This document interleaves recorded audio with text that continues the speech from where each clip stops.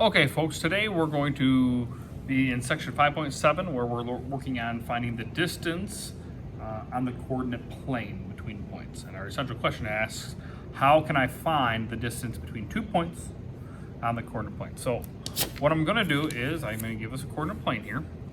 I'm going to give us 2 points, 2 ordered pairs, 1, 4, -1, -4. We'll get crazy here. All right, and then I'm going to plot these 2 points, over 1, up 4, to left 1, down 4. All right, so I want to find the distance between these 2 dots. Now, I can't just like can't count up and over. That's not the distance. I want a straight line distance between these 2 points. That's what we're trying to figure out. And I can't just like count partial through boxes. That's just not going to be accurate. So there's going to be a little bit of a process here. All right, so steps wise, I'm going to come over here to the side, and we are going to step 1, or A, we're going to plot the points, which we already did. So that's taken care of for us. Our second step, B, we are going to connect the points. All right, so just connecting the dots.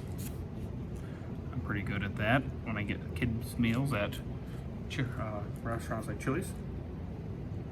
And when I connect these 2 dots, this creates the hypotenuse. All right, creating the hypotenuse. Step C, from here on our physical graph, we need to create 2 legs.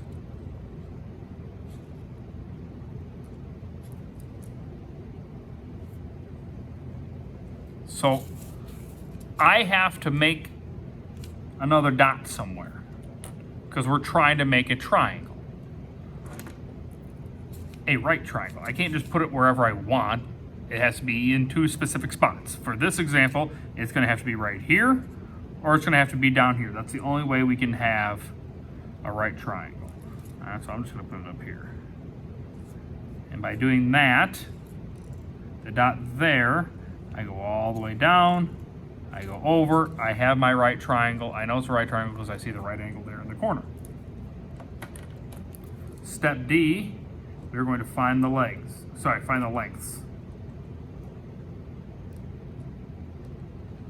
Find all of our lengths. So, on the actual graph, I see that this has a width of 2. 2 boxes, 1, 2. This has a 1, 2, 3, 4, 5, 6, 7, width of 8. Those are our legs. The original line that we created was our hypotenuse. So, step E, we are now going to use a squared plus b squared equals c squared. All right, so the legs are our a's, so 2 squared plus 8 squared, and then our hypotenuse is our c. 2 squared is 4 plus 8 squared, which is 64, equals c squared. Combining our like terms, we get 68 equals c squared. We need to take the square root now of both sides, and the square root of 68, which is our c here, which was essentially always going to be what we're trying to find here is our c. It's going to give us a decimal. It's going to be about 8.24, and we need a label. Now, they didn't tell us what each box was representing, so we'll just put it as units. And there we go. Pretty straightforward process. If you don't have a coordinate plane, this could become a little bit difficult. So that's when we would use something called the distance formula. It's going to be somewhat familiar, as we've seen some of this stuff before. Our distance formula is big old square root sign, x2 minus x1 plus y2 minus y1. And both of these are squared. Okay? So there's a decent amount to keep track of here, but once you kind of complete it a couple times, it'll get a little bit more straightforward. All right? So we're going to do an example here, example 2, utilizing this formula. All right? So I'm just going to give you 2 points. 2, 3, 7, 8. All right? And we're going to plug the information into our formula. You may want to remind yourself of what is the x1, y1, x2, y2. Remember, the first number in order pair is our x. The second number in the order pair is our y. This is our first order pair, so this is x1 and y1. This is our second order pair, so it's x2 and y2. And we're going to take this information and we are going to plug it into our formula. So this turns into just a big old square root sign. X2 is 7, so parentheses 7 minus x1, 2, squared, plus y2 was 8 minus y1, which is 3, and that's squared.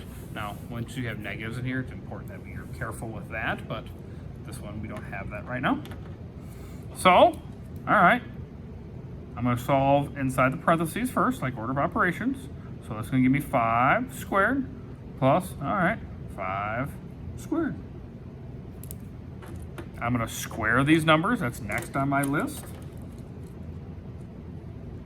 So this is 25 plus 25, which really is, as I add them together, just the square root of 50. And the square root of 50 is about 7.07 units.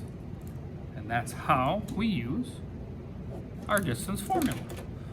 If I didn't have a coordinate plane to complete this part, I can always use our formula. If I have a coordinate plane, I can use it. All right, that's all I got. Let me know if you have any questions.